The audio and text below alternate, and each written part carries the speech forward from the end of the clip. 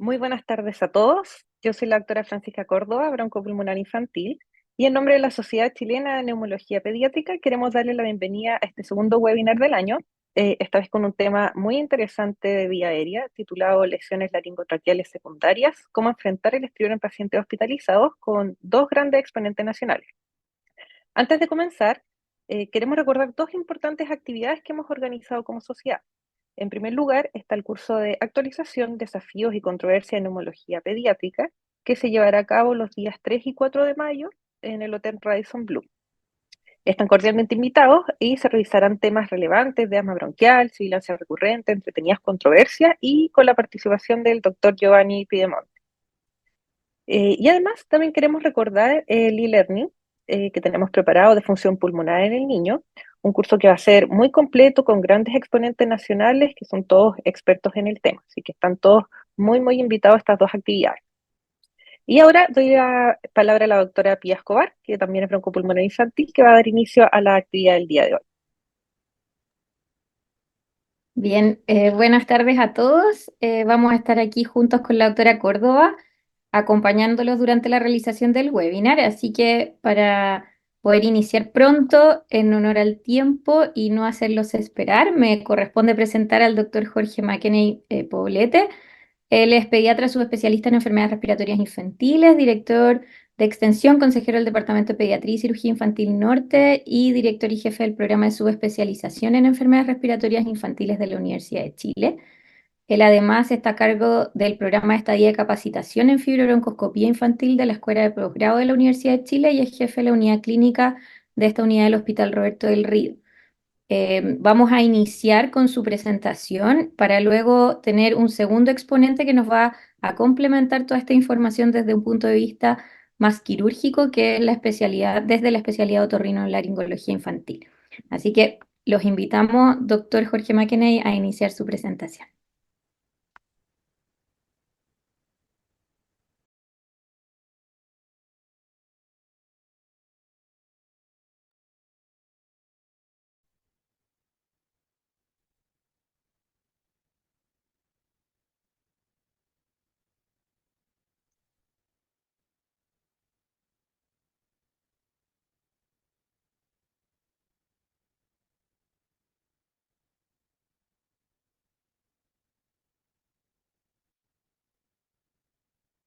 Bien, muy buenas tardes, buenas noches a todos.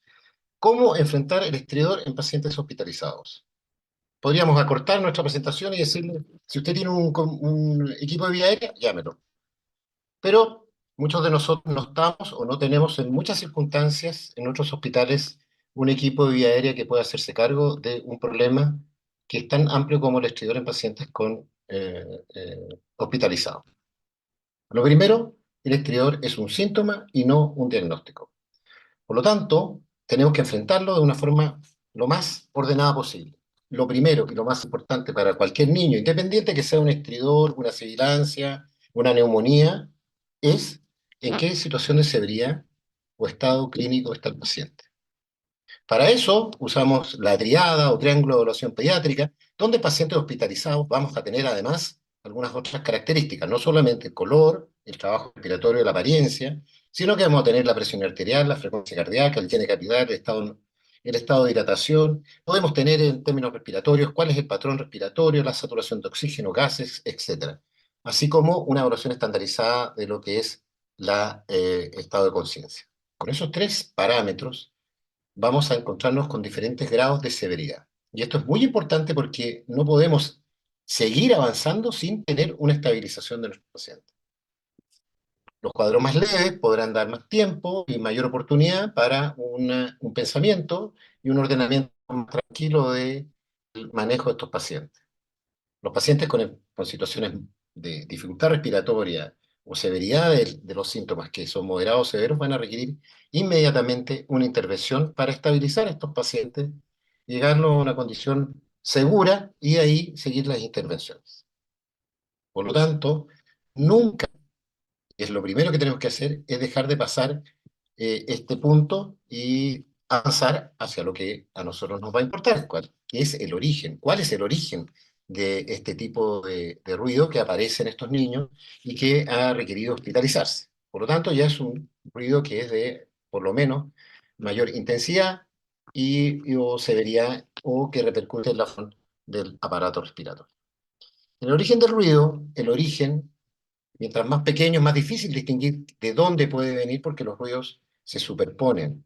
Y un cornaje puede parecer un estridor en un niño bastante muy pequeño o recién nacido, y a veces un ruido como un estridor puede transmitirse a la vía aérea baja. Básicamente el ronquido es un ruido de tono bajo, roncante, inspiratorio fundamentalmente, y que está determinado por la obstrucción nasal o de la nasofaringe. El estridor es un ruido áspero de tono agudo, muy reconocido por todos, producido por un flujo turbulento en una vía aérea que está estrecha y que habitualmente se ubica en la laringe o en la región subglótica sobre el opérculo torácico. Y el estridor o sibilancia es un ruido que habitualmente es expiratorio y demuestra una obstrucción más difusa de la vía aérea.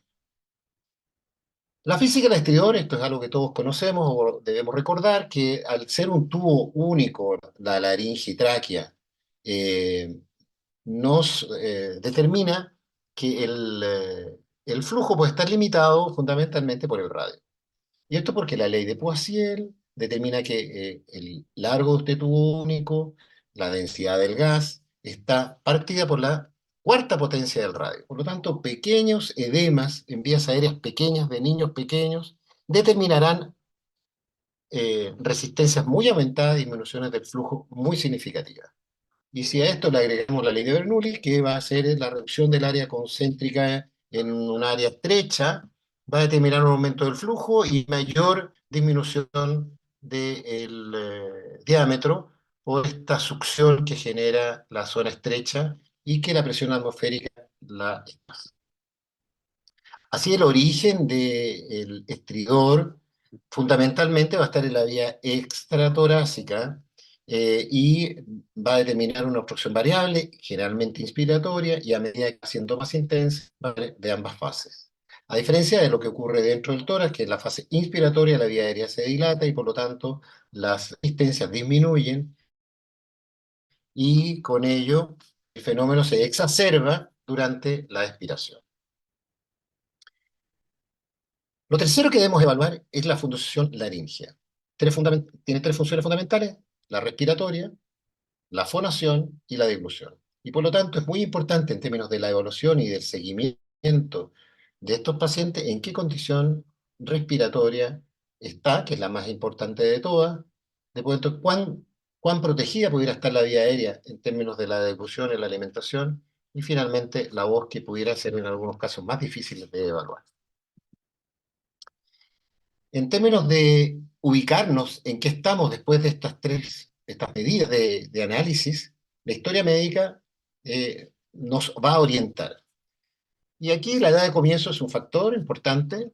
Si está desde el periodo del recién nacido, van a ser casi todas o todas lesiones que son congénitas, donde están los quistes congénitos, las parálisis, los WEPs, las atresia cobana, las estenosis subglóticas congénitas y anomalías vasculares que comprimen la vía aérea. Cuando ya sale del periodo neonatal y aparece en las primeras semanas de vida, va a ser la laringomalacia, la más frecuente de todas las causas de estridor en el niño. Y a medida que vamos siendo niños más grandes y que no tenían ninguno de estos síntomas y aparecen estridores más tardíos, vamos a tener los que son los hemangiomas subglóticos, la estenosis subglótica en el primer semestre de la vida. En los primeros años, el cuerpo extraño, y antes que el cuerpo extraño, la laringitis aguda, propia de la edad de lactante preescolar, y bueno, bronquiolitis, que también es muy común. Y después, de 3 a 6 años en adelante, traqueobronquitis infecciosas, epiglotitis, abscesos, retrofaringio, etc. Y para esta historia clínica es muy importante la forma de inicio, tratar de aclarar en qué circunstancias o desde cuándo, en qué momento y cómo se relaciona con la respiración, cómo se relaciona con la alimentación este cuadro. Si tiene o no fiebre, que nos va a determinar si es un proceso agudo y que es importante de determinar el grado de profundidad o de compromiso que provoca el cuadro infeccioso. Si tiene antecedentes previos, como antecedentes neonatales o tiene malformaciones evidentes en el examen clínico, o eventualmente en alguna oportunidad este paciente ha sido intubado. Por lo tanto, con esas condiciones vamos a ir a este examen físico que nos va a determinar qué grado de severidad o intensidad este ruido, este compromiso, en este caso estridor, podría estar comprometiendo la vía aérea en el niño. Y aquí es muy importante, antes de seguir en la evaluación funcional de los pacientes, recordar que los niños a menor edad tienen menor capacidad funcional y por lo tanto tienen mayor riesgo de caer en hipoventilación, una mayor tasa de consumo de oxígeno, desarrollan apnea frecuentemente y están siempre al límite. Estos pacientes que están ya hospitalizados están en condiciones mucho más límites que cualquier otro paciente, porque podrían tener asociadas alteraciones cardiovasculares, compromiso de audiencia, la infección, como ya comentamos, si esta es más septicémica, si pueden desarrollar alteraciones metabólicas, la dependencia o no de un apoyo ventilatorio y una pobre condición muscular que ya es propia del niño pequeño, que genera en estos niños, en la evaluación endoscópica, riesgos de hipoxemia, laringoespasmo, broncoespasmo, sangramiento, pipi inadvertido, mayor resistencia a la vía aérea, etcétera, etcétera. Por lo tanto, no es inocuo entrar a la vía aérea y menos en este grupo de pacientes. Por lo tanto, cuándo y dónde es la materia de discusión de este webinar. Así podemos clasificar los estridores en tres tipos, dependiendo del tipo de estridor, si inspiratorio, expiratorio, bifásico, según el tiempo de aparición, si es congénito, que son la gran mayoría de los cuadros de estridor, o adquirido, que es lo que nos compete en pacientes que adquieren durante o que desarrollan durante una hospitalización, o si es agudo, crónico o subagudo. Las anomalías congénitas, que no son las que vamos a analizar con mayor detalle en estas, son las más frecuentes y estas hemos conversado en muchas otras oportunidades. Y son las adquiridas, que son las menos, básicamente alrededor de una de cada cinco, donde están las infecciosas, la laringotraqueobronquitis, los abscesos, la papilomatosis, la asociada a tubo endotraqueal, como laringitis traumática, granulomas cordales, traqueobroncomalacia adquirida, la estenosis subglótica, el cuerpo extraño, laringo traqueal o bronquial, las lesiones por o obstrucciones por hipertrofia linfática, o las asociadas a trauma como contusiones, quemaduras, reflujo, etc. Y estas mismas se pueden dividir en momentos de apariciones, las que son muy abruptas, como un cuerpo extraño, o las quemaduras por vía aérea, o las lesiones traumáticas por intubación. Y así pueden aparecer como en un proceso más lenta evolución, o bien tener un periodo largo, que son las menos, digamos, adquiridas y son más bien congénitas. En el estudio fibrobroncoscópico que nosotros podemos analizar en nuestro hospital, el estridor, esto está subvalorado porque nosotros en el comité de vía aérea participan los anestesistas, los cirujanos, pero fundamentalmente el equipo de vía aérea alta, que es otorrino, y los broncopulmonares. Y la gran parte, en la medida en que están los equipos disponibles, de los cuadros de estridor se evalúan primero por otorrino. Y en algunos casos, y en este caso el 10%, fueron evaluados por el equipo de vía aérea. Ahora, lo que hacemos habitualmente, ya sean llamados unos u otros, es que compartimos siempre, ya sea durante el procedimiento o después, imágenes y diagnósticos presuntivos y el manejo del paciente. En las causas de estridor, la laringomalacia, como ya comentamos, que es la causa más frecuente, congénita, llegó a ser del 42%, y luego venía la estenosis subglótica, es de marcada incidencia en este grupo de pacientes, y el resto son un grupo de patologías que la gran mayoría son congénitas y algunas son adquiridas. Y porque son adquiridas, las adquiridas son más difíciles de demostrar porque pocas veces se tienen que evaluar. Por eso a mí me gustaría mostrar algunas evaluaciones de pacientes con quemaduras de vía aérea, lesiones infecciosas y cuerpo extraño, que son patologías adquiridas y que son de importancia y que van a terminar algunas hospitalizadas. Las lesiones de post-intubación voy a dejar al doctor Albo, que tiene vasta experiencia en este aspecto, para que él presente y discutamos posteriormente su manejo. En quemadura de vía aérea, la exposición de la vía aérea alta y baja a una condición de calor, fuego o alta energía como una explosión van a determinar diferentes grados y niveles de lesión en la vía aérea. Dependiendo de la edad, a menor edad, mayor va a ser el grado de exposición, el tiempo de exposición, cuánto estuvo en el evento, el porcentaje de quemadura, cómo estuvo estabilizado y si nosotros sospechamos que hay quemadura de vía aérea, que es lo que nos compete, no estamos hablando de quemadura en general. Y esto también va a que primero se estabilizan estos pacientes, la gran después entra el equipo de cirugía de quemado y luego, una vez que están estabilizados, entraremos, si es que tenemos sospecha de quemadura de vía aérea, a evaluar la vía aérea. Y aquí, ¿cómo sospecharla o cuándo sospecharla? Cuando el paciente tiene antecedentes de quemadura por fuego o exposición a gases en el espacio cerrado. Si tiene quemaduras labiales o de vibrisas, quemaduras faciales, cervicales o tronco superior, si aparece esputo carbonáceo o partículas de carbono en la orofaringe, en la inducción o en el examen clínico. Si hay eritema o edema orofaringio en la visualización clínica, hay una broncorrea o esputo muy significativo, y si aparece estridor o disfonía, signos de dificultad respiratoria, y si el paciente ha estado asociado a un compromiso neurológico, vamos a sospechar que este paciente tiene una lesión de vía aérea baja y por lo tanto debiéramos descartarla. ¿Y por qué es tan importante? Porque de esto depende el pronóstico y salud, de sobrevida de estos pacientes, en parte. Podríamos evaluarla por un sinnúmero de evaluaciones que no intervienen al paciente, sin embargo hay que trasladarlo, moverlo, sacarlo de la unidad de cuidado intensivo, como un escáner, con una broncoscopía virtual.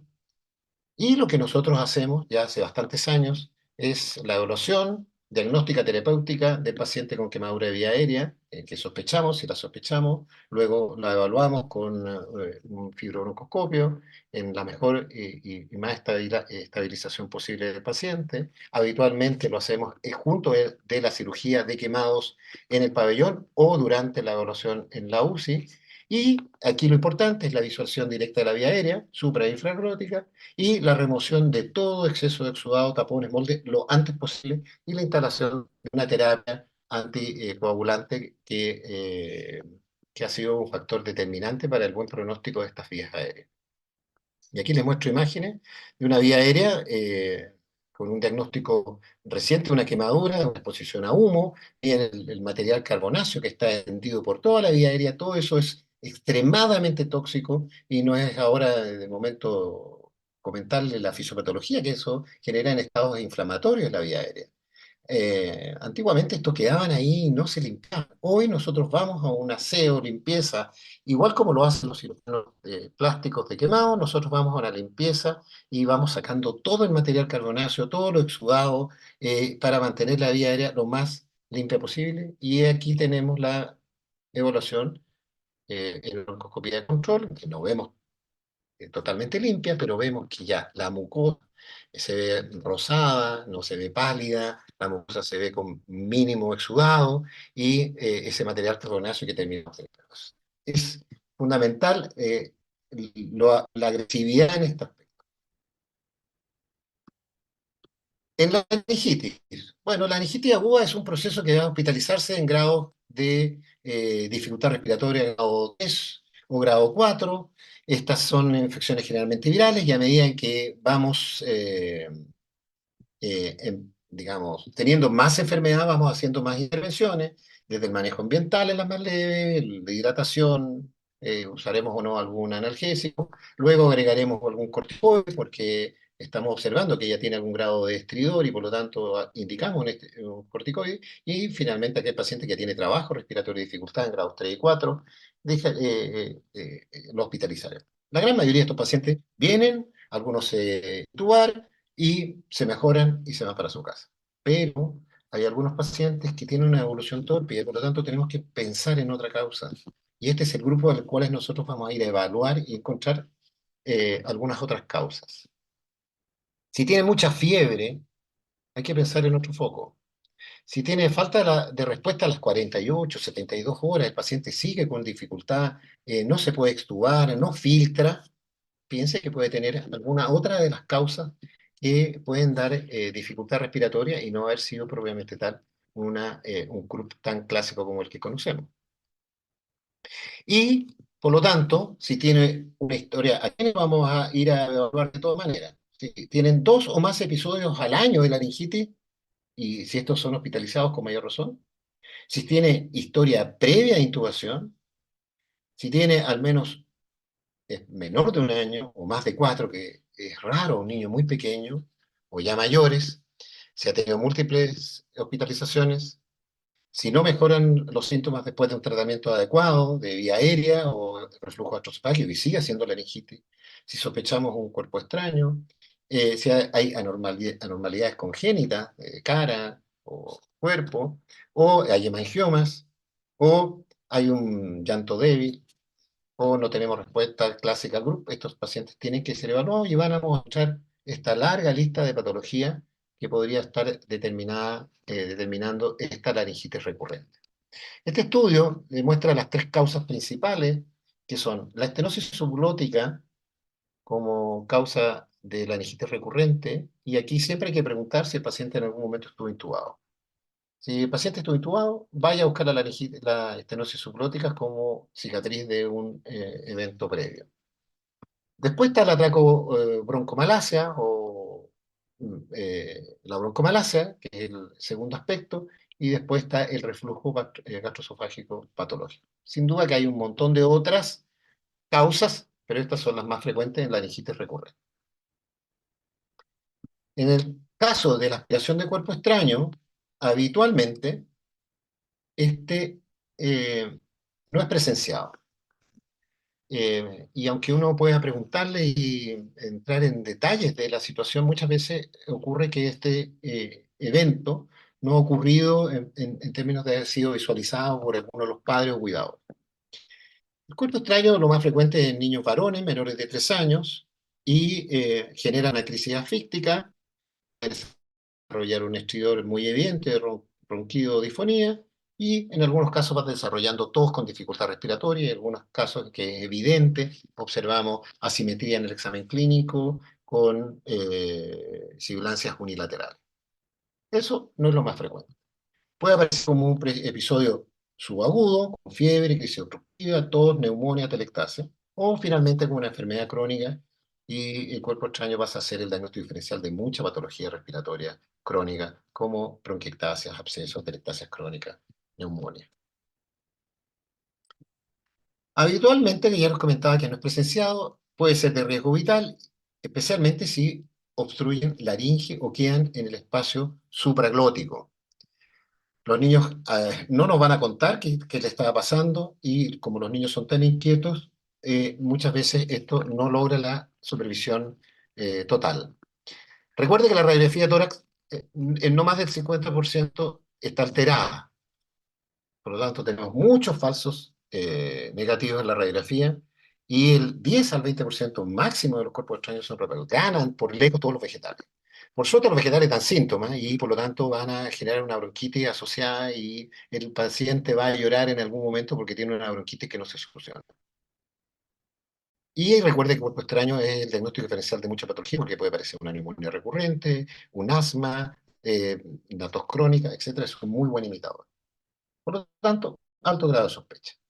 ¿Dónde se puede ubicar? Habitualmente el 80% se ubica en bronquios, pero no olvidemos, en laringe se pueden ubicar en un porcentaje menor, y es muy importante sospechar, especialmente en niños que tiene un ronquido, un como cornaje, que no está deglutiendo, no está alimentándose, y tiene cialorrea en algunas oportunidades. Ese paciente hay que sospechar. Recuerdo un paciente que aspiró salchicha, que en la inducción anestésica el paciente se descompensó, la laringoscopía directa vio la inundación de estos pedazos de salchicha en vía aérea, y logró luego hacerse la broncoscopía para extraer múltiples pedacitos más. Pero en el primer momento el paciente cayó en cianosis inmediatamente. Así que no olvidar que la laringe puede ser un lugar de ubicación extraño, pero puede ser un lugar de ubicación y dar estridor en estos niños. Y si los padres o alguien ha hecho maniobras, más aún podría haber impactado o bien haber lesionado y generar disfonía o estridor. La radiografía de tórax en 30-50% es absolutamente normal. Lo habitual o lo que podría encontrarse es atrapamiento aéreo en un 50%, atelectasias, infecciones pulmonares en 14 y 13% respectivamente, y el cuerpo extraño visible, radiopaco, como les comentaba, 10, máximo 20%. ¿Cómo enfrentamos nosotros al paciente con una sospecha que se hospitaliza? Si tiene dificultad respiratoria, va a vía aérea crítica inmediatamente, o sea, entrará a la unidad de cuidado intensivo, se estabiliza y después se determina cuál va a ser la conducta y el seguimiento para ese paciente. Si el paciente no tiene dificultad respiratoria, pero tiene alguno de los tres, historia de síndrome asfíctico, aspiración eventualmente presenciada, sean unilaterales, o una radiografía alterada, si esta es un cuerpo extraño radiopaco, pasa inmediatamente a la evaluación endoscópica por el equipo de vía aérea. Pero si solamente tiene atrapamiento de vía aérea o tiene una de las otras, podría uno quedar en la duda. Muchos pacientes que nosotros hemos visto tienen asociado a enfermedad respiratoria, tiene actividad asociada y no es un cuerpo extraño. Por lo tanto, nos quedamos en la duda y en aquellos niños que tienen bajo riesgo, o sea, no tienen ninguno de estos, lo observamos 24 a 48 horas, los mandamos a su casa con una radiografía de tórax normal. Pero el paciente que tiene una de las dos primeras o tiene atrapamiento aéreo, aquí hay dos conductas. Si usted dispone de un escáner, usted podría utilizar un escáner para evaluar vía aérea y tiene una altísima sensibilidad para pesquisar cuerpo extraño, pero si no está disponible, ese paciente va a ir a una evaluación de vía aérea. Y si el paciente tiene dos o más, o bien tiene un cuerpo extraño radiopaco, como ya comenté, se hace una evaluación con un equipo preparado, en el caso del equipo de vía aérea del hospital, el equipo de otorrino, junto con el equipo de broncoscopía, vamos y acudimos junto con un anestesista avesado que nos permita obtener la mejor condición del paciente para sacar este cuerpo extraño. En suma, recuerde que el exterior es un síntoma y no es un diagnóstico, por lo tanto va a tener que ir más allá de lo que nosotros potencialmente creemos que es o donde está ubicado la enfermedad. Requiere siempre una evaluación inicial y estabilización antes de pasar y seguir en el manejo de vía aérea de estos pacientes. Esto va a disminuir la morbimortalidad y mejorar el pronóstico. Si no logra resolver el caso, porque en su hospital no cuenta con un equipo de vía aérea, bueno, derive en forma segura, ubique a su equipo de traslado y traslade en la mejor condición y estabilidad posible.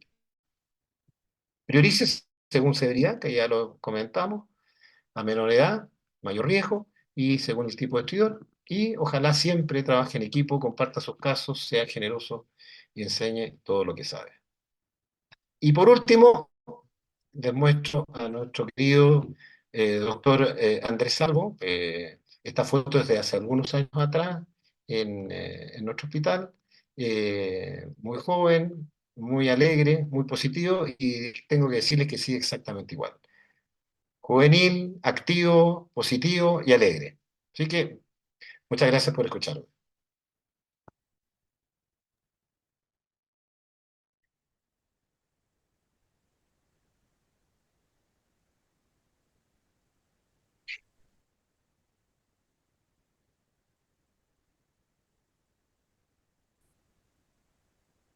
Bien. Muchas gracias, doctor, por su excelente presentación. Em,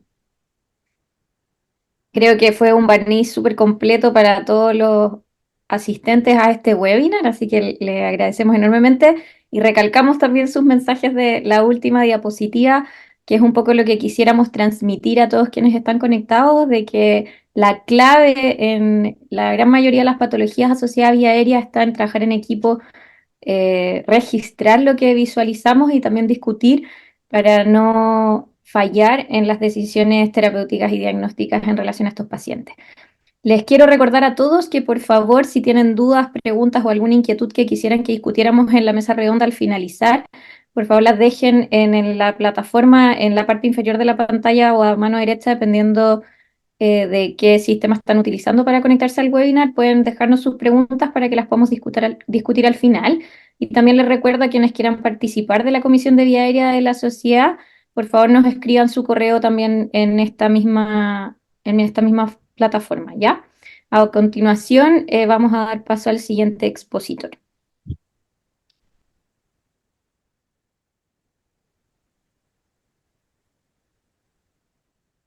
Ahí estamos. Eh, Espero que se ve ya. bien ahí, Pía y Fran. Sí, se ve bien.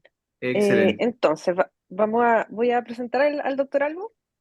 El doctor Andrés Albo es otorrinolaringólogo de la Universidad de Chile, es fellow de otorrino pediátrico en la ISOR Nueva Zelanda y trabaja actualmente en Clínica Alemana y Hospital Roberto del Río. Así que tengo el honor de presentarlo. Así que, doctor Albo, por favor, adelante con su presentación. Muchas gracias. Bueno, aprovechar de agradecer la invitación que me hicieron y la presentación que me hizo el doctor McKinney primero, que no estoy ni tan joven ni tan positivo, pero aquí estamos, y de la doctora Fran Córdoba, que me acaba de presentar también. Entonces, a mí me corresponde hablarles ya de las lesiones post-intubación, ¿cierto? Y de la estenosis laringotraqueal adquirida.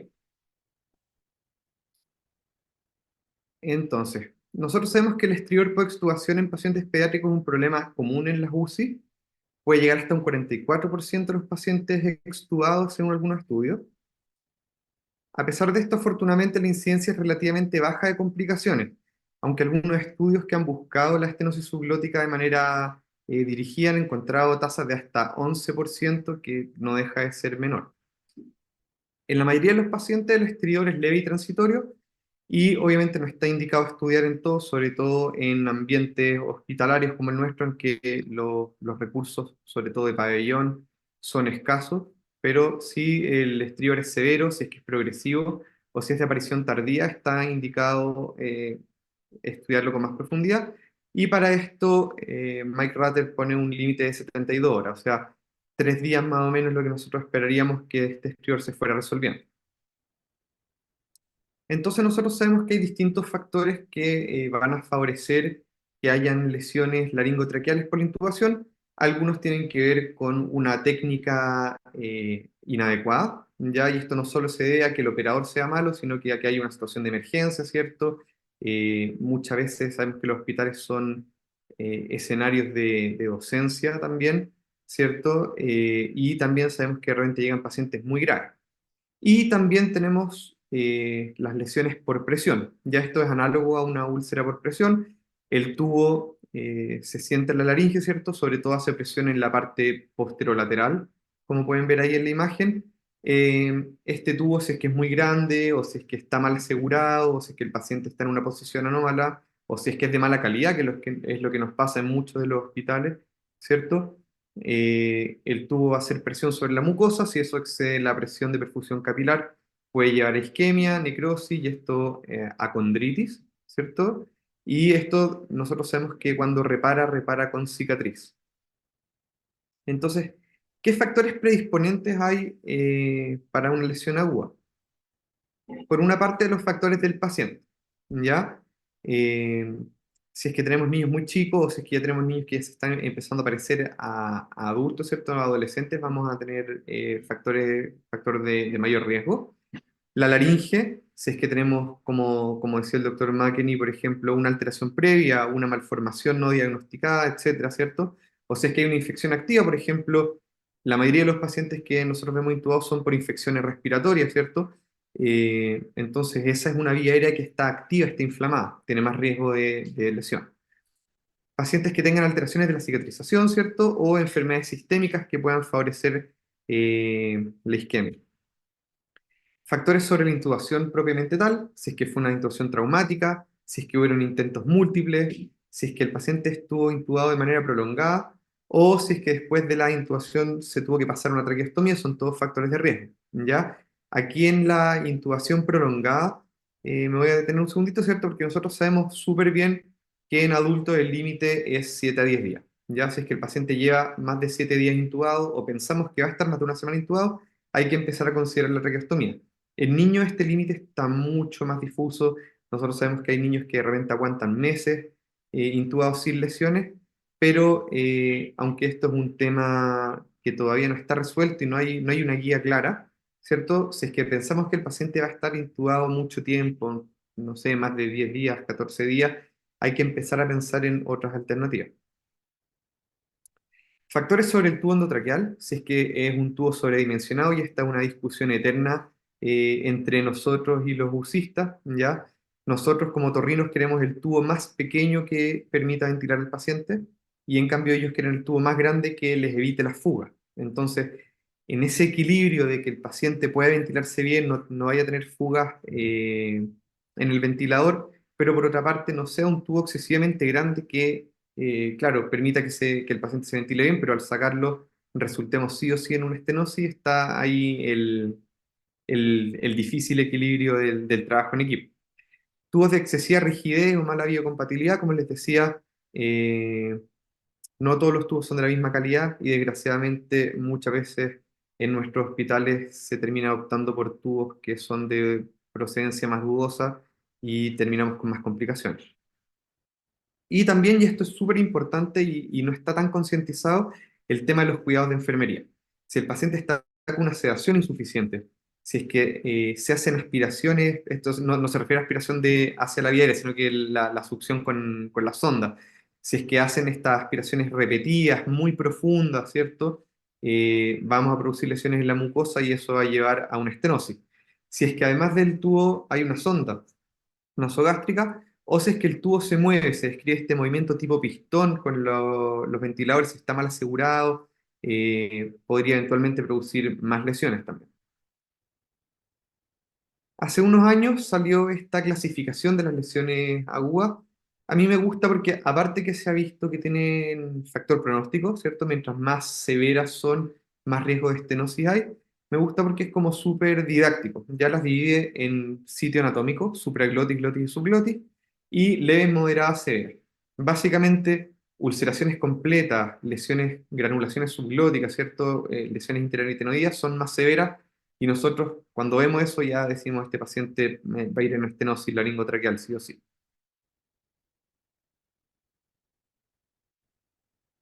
Entonces, aquí hay algunas fotos, algunos ejemplos nomás de lo que nos podemos encontrar. Por ejemplo, aquí tenemos mucosa edematosa que protruye desde los ventrículos laringeos. Vean que las cuerdas vocales casi no se ven. Está el tubo, ¿cierto? Y se ve como tejido de granulación saliendo desde los ventrículos laringeos. Aquí tenemos un granuloma en el proceso vocal, ¿cierto? Un granuloma posterior, que habitualmente se da por intubación o por reflujo. Aquí tenemos estos flaps de tejidos de granulación, que de repente cuando uno los mira en una visión dinámica se ve incluso como flamean, ¿cierto? Como banderas así al respirar. Y aquí lo más feo que podemos encontrar probablemente son estas ulceraciones circunferenciales. No hay mucosa sana, está todo lleno de fibrina y esto, el riesgo de que evolucione mal es alto. Entonces, ya tenemos una lesión, tratamos de prevenirla, no lo pudimos, nos encontramos con una lesión aguda. ¿Cómo se maneja? Podemos manejarlas de manera médica, ya podemos nebulizar distintos medicamentos, adrenalina, corticoides, dar corticoides sistémicos, ¿cierto? En un pulso de algunos días. Está escrito el uso de Heliox, ¿cierto? Ustedes saben mejor que yo, ¿cierto? Que el Heliox es una mezcla de oxígeno y helio que es mucho menos densa y los pacientes permite que el oxígeno pase a través de espacios mucho más pequeños. La verdad es que la teoría pareciera que es mucho mejor que la práctica. Yo no tengo experiencia con Heliox, pero con la gente que ha hablado no, aparentemente no es una cosa muy maravillosa tampoco. Ahí después, cuando tengamos la mesa redonda, si alguno ha tenido experiencia con eso, nos podría comentar.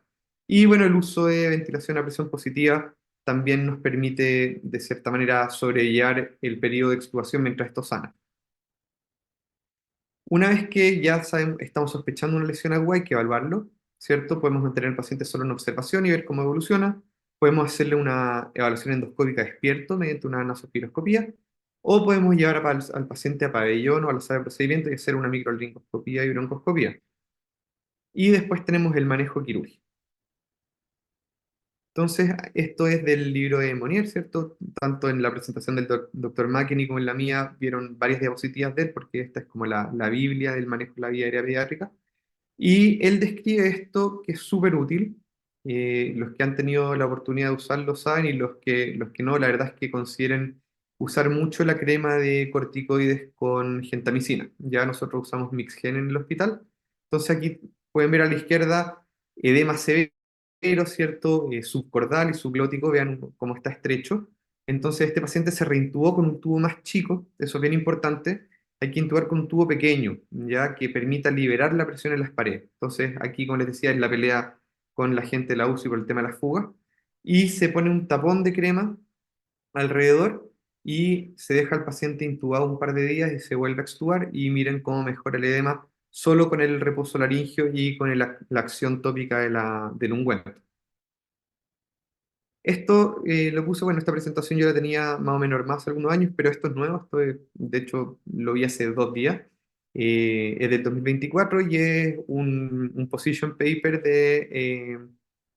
¿cómo se llama? La Sociedad Brasilera de Otorrino, ¿ya? Y da una especie de algoritmo que está súper bueno, ¿ya? Nosotros no seguimos este esquema así al pie de la letra, pero es una buena forma, entonces lo dejé como para que tengan alguna base para que lo puedan ver en sus clínicas y en sus hospitales. Entonces, básicamente, si tenemos un paciente que está intubado, ¿cierto? O tiene una intubación difícil, podemos ir a evaluación endoscópica.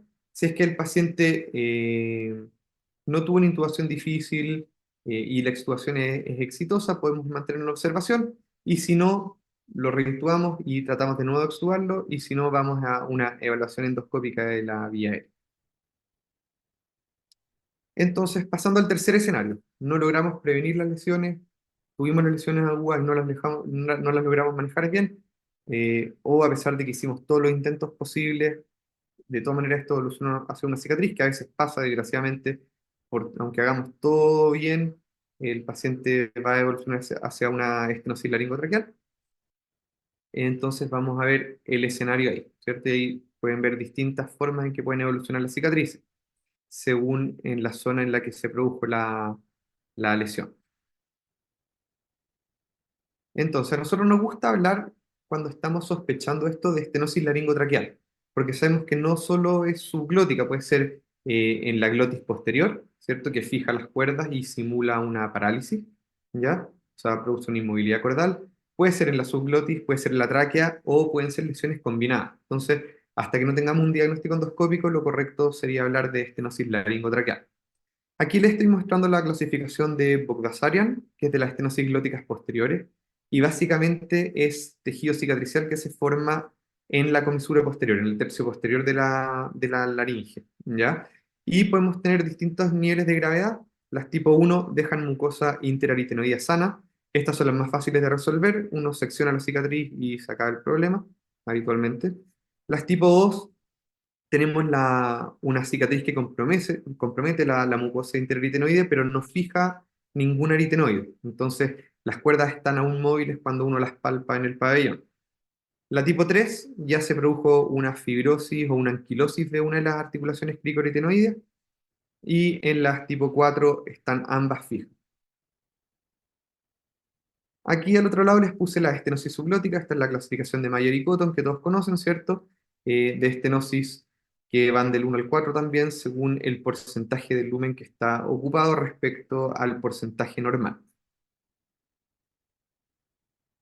Nosotros la forma que tenemos en pabellón de hacer esto es poniendo un tubo y esperando que tenga fuga. ¿Ya? El tubo más grande que permita fuga con 20 centímetros de agua es el tubo que vamos a usar para la medición, y comparamos eso con el tubo que le debería caber normalmente por edad. ¿Ya? Existe esta tablita que es súper buena porque al final así uno ve la edad del paciente, ve qué tubo es el que le logró pasar, y uno sí puede estimar el porcentaje de obstrucción, es súper rápido. Entonces, ¿cómo a manejar nosotros las lesiones tanto agudas como crónicas desde el punto de vista quirúrgico otorrino?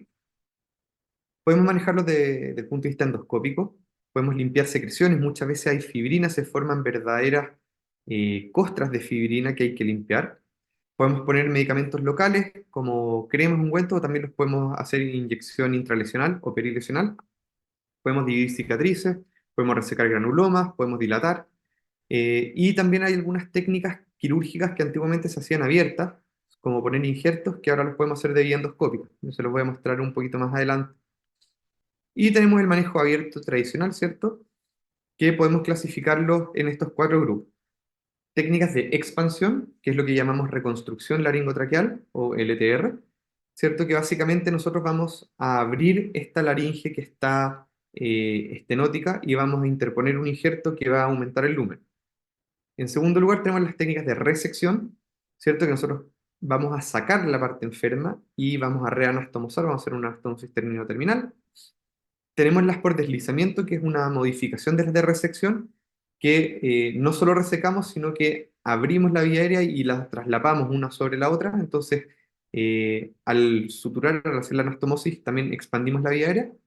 Y tenemos también el bypass, ¿cierto? La traqueostomía, que muchas veces es una súper buena opción, sobre todo cuando tenemos una laringe activa, ¿cierto? Lo que nosotros llamamos, imagínense una estenosis subglótica que está en evolución, lleva un mes, por ejemplo, le hacemos la broncoscopía y vemos que la mucosa está toda inflamada, está llena de granulaciones, probablemente no es un buen momento para hacer una cirugía reconstructiva, porque se va a tender a restenosar.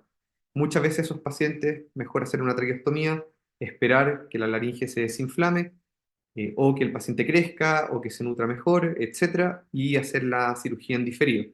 Así que, aunque uno como cirujano de vía aérea siempre vive la traqueostomía un poco como una derrota, muchas veces es la mejor opción, es la opción más razonable, es la que nos va a permitir más seguridad, o es la que nos va a permitir tener la mejor condición para cuando resolvamos al paciente. Entonces, les voy a mostrar algunos casos clínicos de algunas de las cosas que hacemos, ¿ya? Aquí estamos haciendo una broncoscopía, una laringotraqueoncoscopía rígida, ¿cierto? Estamos con el laringoscopio de intubación y con una óptica, y podemos ver ahí una estenosis cicatricial. Aquí estamos con un video laringoscopio, a mí me gusta usar harto el CIMAC para hacer las revisiones y algunos procedimientos, y vemos cómo ponemos un balón, lo inflamos dentro de la vía aérea. Ya, aquí la idea es tratar de mantener un par de minutos, pero vamos a estar determinados por cuánto aguanta el paciente. Y después vean cómo logramos expandir el lumen. No se abrió completamente, no es espectacular, pero está bastante mejor y este procedimiento lo podemos repetir varias veces, tanto dentro del mismo pabellón como en ocasiones repetidas, para ir ganando más lumen. Aquí estamos viendo una estenosis glótica posterior, ven un granuloma también, pero miren cómo las cuerdas están fusionadas atrás, en la parte inferior, ¿cierto? Que es atrás. Además tenemos una estenosis subglótica, se puede ver a través del pequeño lumen, pueden ver también. Se vean ahí, tenemos una estenosis grado 4, una estenosis subglótica también, que es el grado 2. Ahí logramos pasar con el endoscopio y hacia abajo está todo bien. Ahí estamos palpando las articulaciones y vean cómo no hay movimiento, no se mueve. Aquí estamos ya con el laringoscopio de suspensión, que este es un laringoscopio quirúrgico y un separador de cuerdas. Ahí vemos la glotis posterior, ¿cierto? Y vamos a hacer un split cricoide, vamos a hacer una división cricoide, que esto hasta hace 10, 15 años, esto se hacía todo abierto, esto es relativamente nuevo, ¿ya? Y vean ahí cómo podemos abrir el arco cricoide. Estamos terminando de abrir la mucosa, ¿cierto? Y completar. Miren con mi aspirador cómo tengo el cricoides completamente seccionado. Pueden ver el pericondrio inferior, ¿cierto? Entonces tenemos abierto el anillo cricoideo y ahí estoy introduciendo un trozo de cartílago costal que tomamos anteriormente y lo estamos usando para expandir el lumen glótico posterior. ¿Ya? Vean cómo las cuerdas recuperaron algo de movilidad, vean cómo el cricoides quedó ahí expandido, ¿cierto? Y después al paciente lo intubamos y lo dejamos intubado por una semana, ¿cierto? Más o menos. Y vean ahí cómo tenemos un lumen bastante más decente y cómo el injerto de cartílago se está integrando. ¿Ya? Ahí tenemos la comparación pre y post. Así que, obviamente, el paciente tiene una cicatriz en la vía aérea y una cicatriz grave. No va a ser normal, pero con esto nos evitamos una traqueostomía. Aquí hay otro paciente, ¿cierto? Una situación similar. Aquí este es un paciente bien choro porque es un paciente cardiópata y tenía una inmovilidad cordal bilateral. La del lado derecho era por cicatriz. Miren que ni siquiera con el separador de cuerdas la logró mover. Y la cuerda izquierda se movía, o sea, se podía mover pasivamente, pero tenía un daño del recurrente de ese lado. Entonces tenía una inmovilidad cordal bilateral, que una era mecánica y otra era neurogénica. y ahí estamos poniendo otro trozo de cartílago tallado, ¿cierto? Y vemos cómo aumentamos el lumen. Este otro caso es otro pacientito, pero esto es una cirugía abierta. Y aquí estamos haciendo también una cirugía de expansión, pero estamos poniendo un injerto anterior. Miren cómo la primera foto de arriba es la laringotraqueoscopía. Vean la estenosis, ¿cierto? Que parece como una espiral, debe ocupar como un 80%. La segunda, ahí tengo abierto el cuello, estamos viendo la laringe y la tráquea, ¿cierto? Y el cartílago costal antes de tallarlo. Después nosotros hacemos una incisión, una abertura en el cricoides, que es la tráquea proximal, y este cartílago lo tallamos como una especie de tapón. Eso que está marcado, que está pintado ahí, nosotros lo cortamos y dejamos una especie de T o de tapón. La parte más chica queda hacia adentro del lumen, que es la parte que está cubierta con pericondrio, para que repitilice mejor. Y después suturamos y mandamos al paciente intubado, lo dejamos una semana y ahí están viendo abajo a la derecha el resultado final. Entonces con eso terminamos mi parte, espero que les haya quedado claro y que haya sido interesante para ustedes. Voy a aprovechar de nuevo la oportunidad, la instancia que me dieron las doctoras para poder invitarlos a las jornadas de invierno de la Sociedad Otorrino. Las jornadas se hacen año por medio y es el curso más importante de la sociedad después del congreso. Y este año por primera vez va a ser sobre otorrino pediátrica. La idea es que sea súper multidisciplinario. Tenemos invitados de distintas especialidades y áreas, no solo otorrinos. Y está súper pensado para pediatras, para broncopulmonares, para tener conversaciones multidisciplinarias. Tenemos dos módulos de vía aérea. También tenemos otros módulos que igual les van a ser interesantes, de nariz, de oído, ¿cierto?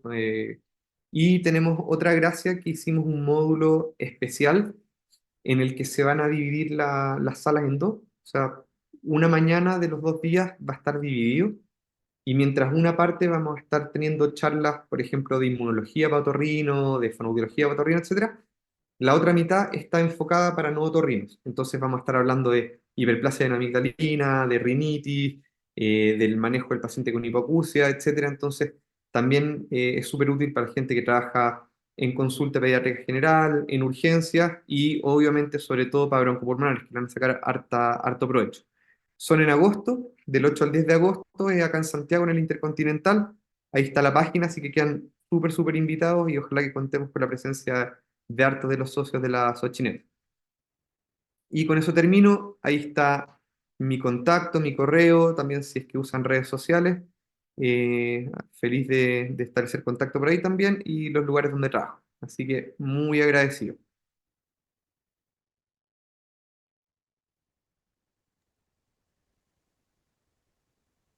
Muchas gracias, doctor Albo, por su muy interesante presentación, muy claro los casos, súper eh, aclaran muchas dudas, uno puede imaginarse bien, o sea, puede ver en vivo bien cómo se resuelven estos casos bien interesantes, así que muchas gracias. Eh, bueno, les recordamos que igual las personas que tengan alguna duda, comentario, pueden escribirlos en la sección de preguntas. Y partiendo con una de las primeras preguntas, quizás está un poco más enfocado a la presentación del doctor McKenney.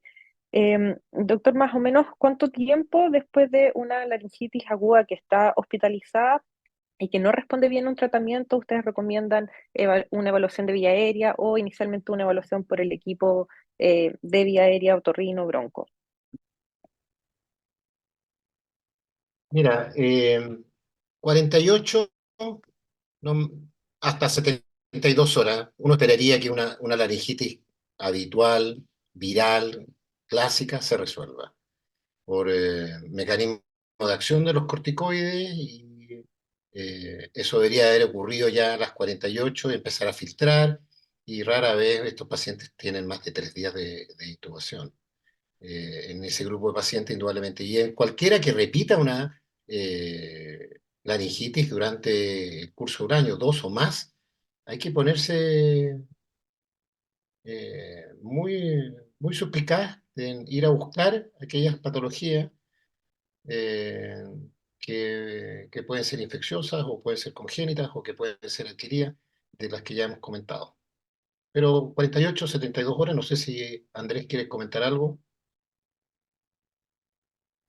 Sí, de acuerdo, 48, 72 horas y lo otro es la progresión. O sea, si es que el paciente empeora, empeora, empeora, ¿cierto? Probablemente quizá vamos a hacerlo un poco antes. Algo que dijiste en la presentación que es súper importante es esa laringe en general hay que tratar de no tocarla. Uno la instrumentaliza y se inflaman más. Entonces, tenemos otras cosas, probablemente la nasofibroscopía es la mejor alternativa inicial. Si bien no podemos ver muy bien la subglotis, en todos los casos nos va a dar una idea inicial, nos va a descartar otras cosas. Podemos también basarnos en radiografía, ya no hay que olvidarse de la radiografía simple de cuello, ¿cierto? Podemos ver el típico signo del campanario en la laringotraqueitis. Y bueno, obviamente si el paciente tiene una evolución tórpida, vamos a tener que llevarlo a pabellón, pero hay que dejarle súper claro a la familia y a la gente de UPC que puede ser que salga intubado y no lo vamos a extubar, porque una vez que pasamos las cuerdas para abajo, no se sabe qué va a pasar.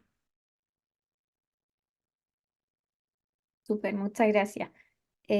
Una pregunta a ambos para que nos den sus comentarios. ¿Es correcto el término laringitis post-extubación desde el punto de vista del subespecialista en un paciente que no ha sido ingresado por laringitis aguda obstructiva?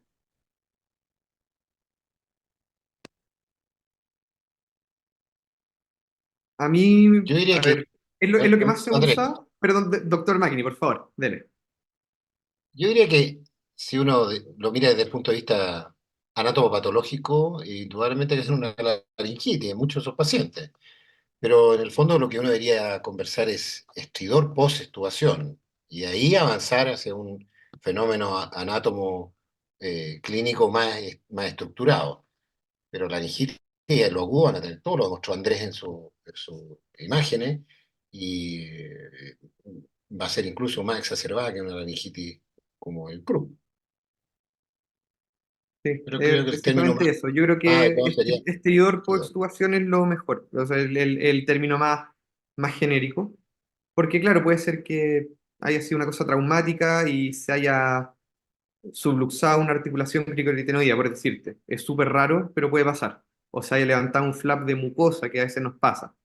Entonces, como que lo más correcto es decir estridor por extubación.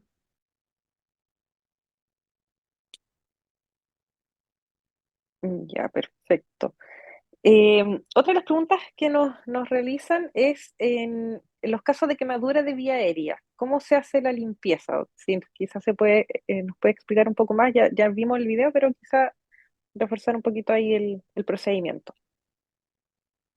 Bueno, en la medida en que el paciente lo tolera, porque aquí tenemos que ver en qué condición clínica está el paciente, habitualmente entramos en un pabellón que somos la segunda parte de la cirugía, en la cual ya hicieron la intervención cutánea, y eso en general es prolongado. Y en la medida en que el paciente lo tolera, es aseo riguroso con el mayor lumen posible de aspiración con suero fisiológico y limpiar, sacar, teniendo el cuidado que uno no puede terminar instilando tanto líquido en su pulmón que va a dejar una condición de un pulmón demasiado húmedo que va a dificultar la salida de ese paciente del pabellón. Por lo tanto, a veces tiene que entrar en algunos segmentos pulmonares y no en todos, tratando de eliminar idealmente lo máximo posible, pero sin caer en el riesgo del paciente, porque estos pacientes cuando son lesiones tan extensas sangran y a veces pues, se producen hemorragias en napa y por lo tanto el procedimiento debería suspenderse y esperar 24 a 48 para un nuevo procedimiento.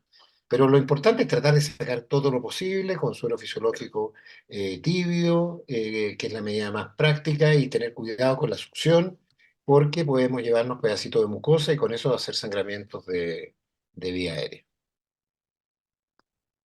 Doctor Albo, ¿algo En que algunos casos complementar? se usa N-acetilcisteína como un fluidificante en secreciones muy densas, pero habitualmente en la fase aguda, que están muy edematosos, con mucha congestión, aseo, limpieza y esperar que el paciente vaya eh, limpiando y eliminando, y la misma mucosa que en la medida que se va sanando va mejorando su clinas mucociliar y también favorece la eliminación de ese puto alterado.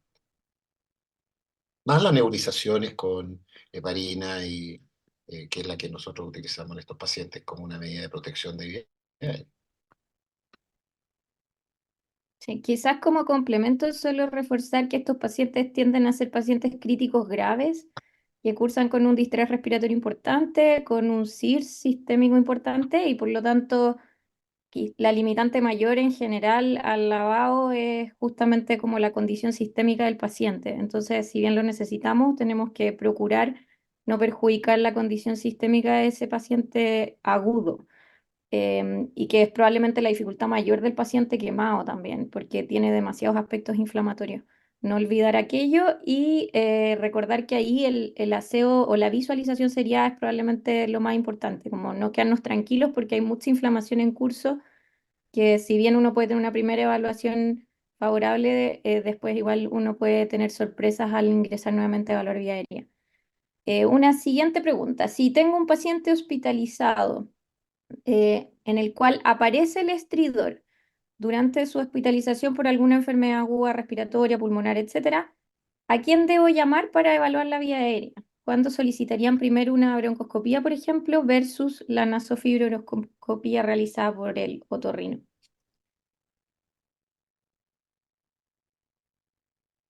¿A quién va a llamar?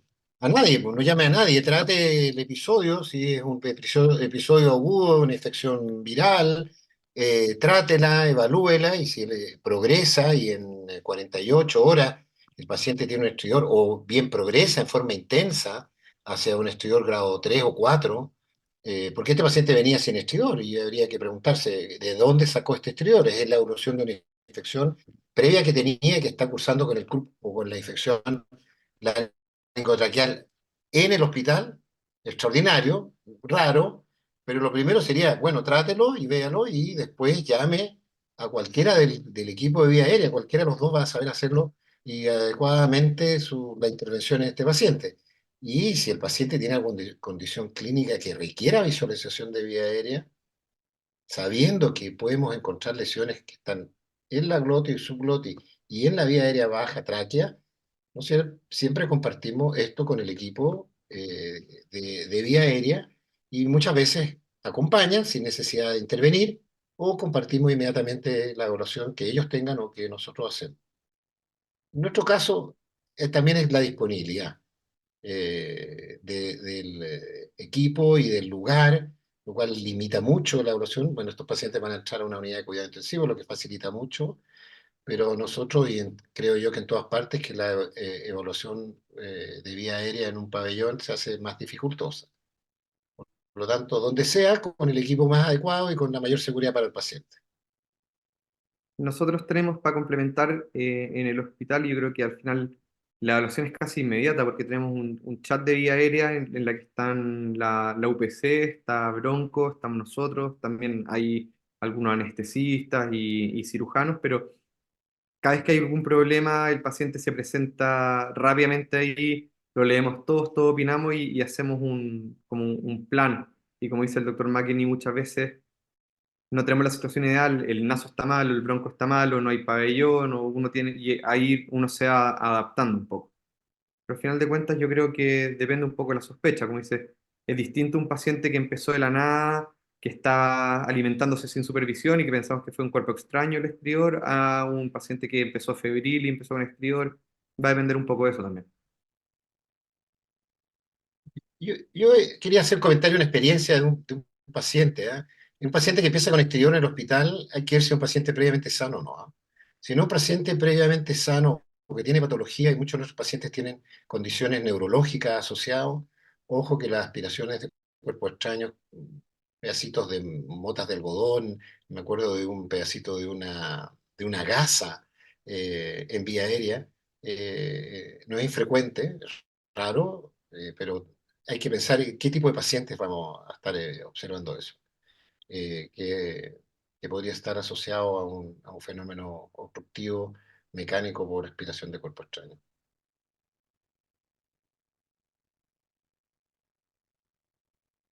Ya, perfecto. Sí, es súper importante también, bueno, reforzar siempre como el equipo de vía aérea. O sea, ya lo han nombrado varias veces, pero ese es un concepto que si es que no existe en un hospital, idealmente siempre tratar de trabajar en conjunto otorrino bronco, sobre todo que la evaluación es mucho más enriquecedora y se pueden hacer todas las terapias a tiempo y de la mejor forma. Así que eso que lo hemos reforzado harto en este webinar, yo creo que es una muy buena lección para llevarse a la casa. Eh, Otra pregunta que nos hacen es, en el contexto de una estenosis post-extubación, ¿cuándo es inevitable hacer una traqueostomía? A ver, la traqueostomía uno la tiene que poner uno tiene que plantearla como una alternativa desde el principio. Como les decía, a veces nosotros tratamos de hacer lo posible para evitarla, pero a veces es la mejor opción. Yo creo que si, por ejemplo, es un paciente que está en malas condiciones generales, es un paciente con pluripatología y que cuando nosotros lo dilatamos o le sacamos granulomas, rápidamente cae en falla respiratoria y no se tiene que intubar, de repente un paciente que en vez de estarle manipulando la vía aérea cada rato, mejor hacer una traqueostomía y dejarlo descansar. Ahí hay algunos conceptos técnicos que son importantes para nosotros, pero que es bueno que los conozcan.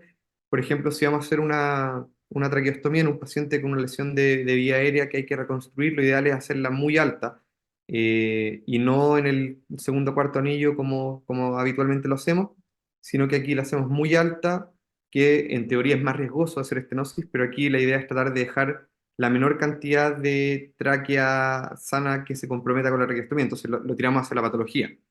Entonces, si el paciente tiene una condición mala, si el paciente estamos en una situación, no sé, voy a inventar, estamos en un hospital en regiones, en plena campaña invierno, no hay pabellones, chuta, no hay quien lo evalúe, de repente, en vez de estar jugando ahí con una vía aérea inestable, en una situación crítica, hacerle la traqueostomía también está bien. Y si es que no hay el recurso humano técnico, digamos, si es que no hay nadie que pueda manejarlo, hay hospitales en los que de frente no hay otorrinos, o hay otorrinos que no manejan vía aérea, eh, de repente hacerle una buena traqueostomía va a ser mejor. Entonces, yo creo que esto debiera ser evaluado por el equipo de vía aérea o en su efecto por la persona que haga las traqueostomías, y pensar que la traqueostomía no siempre es un fracaso, a veces es la opción menos invasiva. De acuerdo.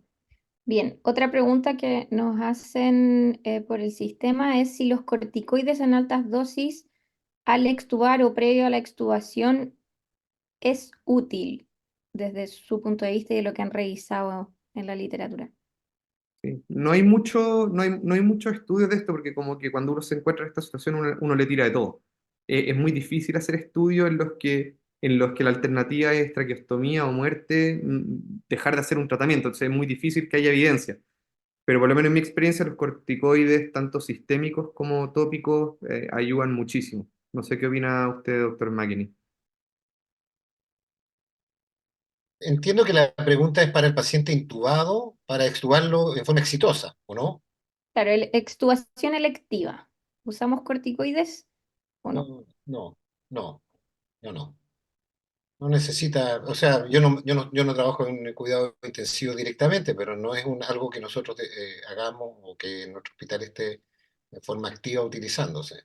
Como Pero dice esto se Andrés, se utiliza refiere en a pacientes que esto se refiere a intuba, la extubación fallida y reextubación, ¿o no? O sea, como un Claro, en el paciente que... fondo tuviste un paciente con estridor que reintubaste Eso. y vas a planificar una sí, nueva extubación. Sin mirarlo previamente, en el fondo. Lo estáis replanteando, intentar a ver si vuelve a tolerar o no la o extubación. sea, estamos hablando de falla extubación inicial, sin evaluación Exacto. endoscópica. Paciente Y promedio. ese recibe, oye, De acuerdo. O sea, ese yo creo que paciente sí el va a recibir. mensaje es como el paciente que fracasa la extubación y uno asume un factor inflamatorio, el corticoide tendría un rol previo a su siguiente intento, eh, a pesar de que la evidencia no es tan contundente, es lo que hemos visto en la práctica. Así es. Un comentario ahí, Pía, que es como un dato nuestro. A veces estos pacientes que fallan, por ejemplo, la tercera falla de extubación, oye, queremos mirarlo en pabellón, tú lo llevas a pabellón, le sacas el tubo y la vía aérea está amoldada por el tubo y muchas veces no es mucho. Ves úlceras quizás y todo eso y no tienes una idea de por qué el paciente está andando tan mal. Nosotros lo que hacemos es que si el paciente, por ejemplo, la vez pasada falló a las 12 horas, les pedimos que lo extúen un par de horas antes de llevarlo a pabellón, cosa que cuando entremos a pabellón se haya dematizado todo de nuevo y nosotros tengamos una visión un poco más real. Entonces, muchas veces no los llevamos a pabellón inmediatamente, sino que planificamos extubación y lo revisamos en pabellón. Ahora, si son pacientes que fracasan al tiro, lo extubamos nosotros mismos en pabellón. Sí, yo quería comentar con respecto a que no lo comentamos en forma detallada, que como mecanismo de falla de extubación, nosotros nos vamos y los intensivistas llaman inmediatamente o de forma muy preferente al equipo de vía aérea porque encuentran alguna patología. Si tiene ruido, idealmente uno va a decir, bueno, está la patología en la laringe. Pero indudablemente que hay otras causas, un sinnúmero de causas.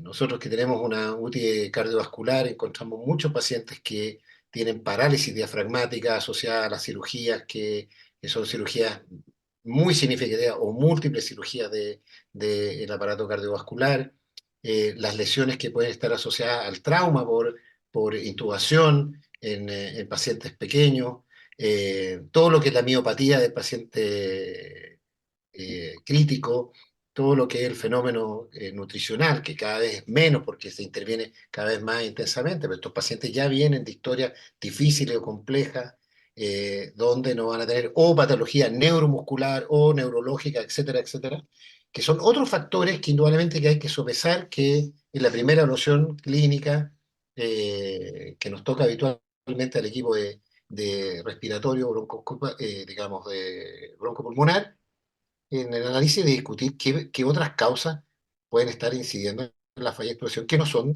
de la vía aérea.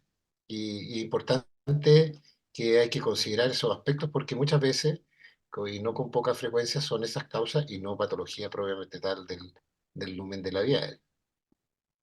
Sí, de acuerdo. Yo creo que ese es otro mensaje importante, en el fondo, no perder la valoración clínica completa del paciente, considerando que pueden haber factores multisistémicos, obviamente, y en un paciente respiratorio agudo, como es el típico paciente que vamos a enfrentar en invierno, probablemente es aún más relevante porque estamos hablando de lactantes en su gran mayoría o niños pequeños que tienen también un compromiso respiratorio desde la insuficiencia mucho mayor.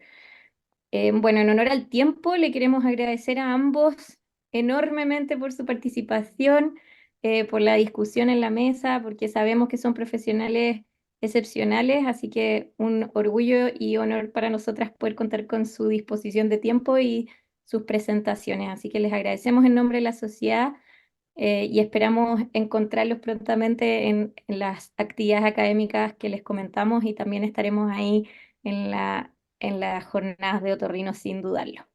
Así que muy buenas noches a todos y gracias por conectarse con nosotros. Chao, muchas gracias a ustedes. Muchas gracias. Gracias a ustedes. Un Que beso a estén cada muy uno. bien.